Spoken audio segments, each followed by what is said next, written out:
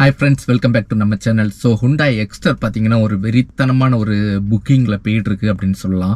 இது வரைக்கும் பார்த்தீங்கன்னா ஒரு 17,000 கார் வரைக்கும் புக் ஆகிருக்கான். அதாவது ஆவரேஜாக ஒரு நாளைக்கு 1800 கார் வந்து புக் ஆகிட்டுருக்கு அப்படின்னு பிஸ்னஸ் ஸ்டாண்டர்ட் அப்படிங்கிற ஒரு இணையதளம் வந்து நம்மளுக்கு தெரிவிக்குது. ஸோ பார்த்தீங்கன்னா 1800 அப்படிங்கிறது வந்து ரொம்ப பெரிய எண்ணிக்கை.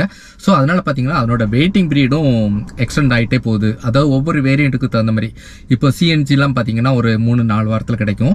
அதே இது உங்களுக்கு ஏஎம்டி வேணால் ஒரு 12 வாரம் வரைக்கும் ஆகுது அப்படின்னு சொல்கிறாங்க. 12 வாரம்னா கிட்டத்தட்ட 3 மாதம் நம்ம வந்து காருக்க வண்டி வெயிட் பண்ண வேண்டியிருக்கு.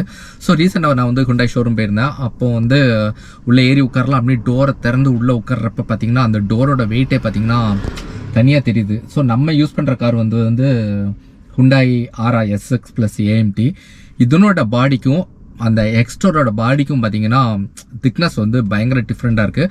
ஸோ எக்ஸ்டர் வந்து பயங்கர ஒரு ஸ்ட்ராங்காக போட்டிருக்காங்க. எனக்கு தெரிஞ்சு வந்து பார்த்தீங்கன்னா பஞ்சை விட நல்லாவே ஸ்ட்ராங்காக தான் இருக்குது. நெக்ஸ்ட் இதுக்கு பயங்கரமான காம்படிட்டிவ் யாருன்னா டாடா பஞ்ச். அதான் கண்டிப்பாக டாடா பஞ்சை ஓவர்டேக் பண்ணும் அப்படிங்கிறது நல்லாவே தெரியும். ஏன்னு கேட்டோம்னா ஸோ அது வந்து 3 சிலிண்டர் பார்த்தீங்கன்னா அதுக்குள்ள வைப்ரேஷன் இருக்கும்.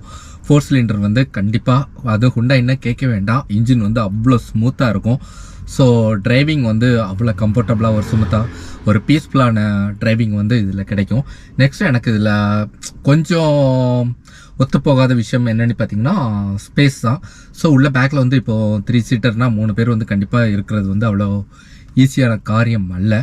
நடுவில் ஒரு சின்ன குட்டி பையன் 2 ஆளுக்கு உட்காந்துக்கலாம் அந்த மாதிரி இருக்குது. அதுமாதிரி ஃபுட் ஸ்பேஸ் பார்த்திங்கன்னா நிஜமாகவே சூப்பராக இருக்குது, நல்லா தான் இருக்குது. ஃபஸ்ட்டு Hyundaiயில் வந்து மிகப்பெரிய அட்வான்டேஜ் என்னென்னா அதுங்க கொடுக்குற வந்து ஃபீச்சர்ஸ். நெக்ஸ்ட் இன்னொன்று அதனோட design. So design wise plus feature wise பார்த்திங்கன்னா Hyundai வந்து கண்டிப்பாக ஒரு அச்சீவ்மெண்ட்டில் போயிட்டுருக்கு. நெக்ஸ்ட்டு Hyundai பொறுத்தவரை அந்த பாடி ஸ்ட்ராங் வந்து இது வரைக்கும் இல்லாமல் இருந்திருக்கலாம். பட் எக்ஸ்டரில் வந்து அதை வந்து நல்லாவே பாடி ஸ்ட்ராங்காக போட்டிருக்காங்க.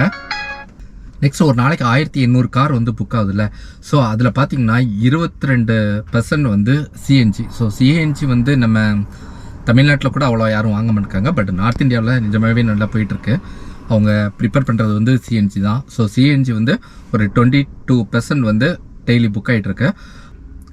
நெக்ஸ்ட் பார்த்தோம்னா 40% யூசர் வந்து பெட்ரோலில் மேனுவல் கார், அதாவது நார்மலாக எல்லோரும் வாங்குற மாதிரி ஸோ புக் பண்ணிகிட்டு இருக்காங்க. அதாவது 1000 காரில் வந்து ஸோ 400 கார் வந்து நார்மல் மேனுவல் ப்ளஸ் பெட்ரோல் அது புக் பண்ணுறாங்க.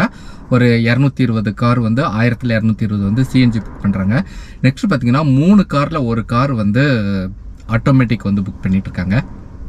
நெக்ஸ்ட் 3 காரில் ஒரு கார் வந்து ஆட்டோமேட்டிக் வெர்ஷன் வந்து சூஸ் பண்ணுறாங்க. ஸோ ஆட்டோமேட்டிக் வந்து நம்ம ஓவரால் இந்தியா ஃபுல்லாகவே முக்கியமாக தமிழ்நாட்டில் கூட இப்போ அதிகமாக நிறைய பேர் வாங்க ஆரம்பிச்சிட்டாங்க. நெக்ஸ்ட்டு போன மே மாதத்துக்கு முன்னாடி, அதாவது எக்ஸ்டர் புக்கிங் ஸ்டார்ட் பண்ணுறதுக்கு முன்னாடி வந்து பார்த்திங்கன்னா பஞ்ச் வந்து நிஜமாகவே நல்லா போயிட்டு இருந்திருக்கு. ஸோ மே மாதம் மட்டுமே 22,000 டாட்டா பஞ்ச் கார் வந்து புக் ஆகிருக்கு. பட் இதுக்கு மேலே வந்து அது எந்த அளவு போகும் அப்படின்னு தெரியலை. இன்னொரு விஷயம் எனக்கு என்னென்னு பார்த்தோம்னா பேசிக் வந்து 6 லட்சத்தில் ஆரம்பிக்கிறாங்க. ஸோ ஆன்ரோடு எப்படியும் ஒரு 7.5 வரைக்கும் வர வாய்ப்பு இருக்குது. நெக்ஸ்ட்டு டாப் எண்டு பார்த்தீங்கன்னா 10 போட்டிருக்காங்க. ஆன்ரோடு பார்த்தீங்கன்னா ஒரு 12 நெருக்கி ஆரம்பிக்கிறதுக்கு வந்து 12 நெருக்கிறதுக்கு வந்து வாய்ப்பு இருக்குது. ஸோ எனக்கு வந்து இது கொஞ்சம் ஹையாகவே ஃபீல் ஆகுது. ஒரு 10-11க்குள்ளே ஆன்ரோட் முடிச்சிருந்தாங்கன்னா நிஜமாகவே இன்னும் கொஞ்சம் ப்ளஸ்ஸாக இருந்திருக்கும் அப்படிங்கிறது என்னோட கணிப்பு. ஓகே ஃப்ரெண்ட்ஸ், மீண்டும் அடுத்த ஒரு நல்ல வீடியோவில் உங்களை மீட் பண்ணுறேன். அது வரைக்கும் ஸ்டே பிளாஸ்ட்.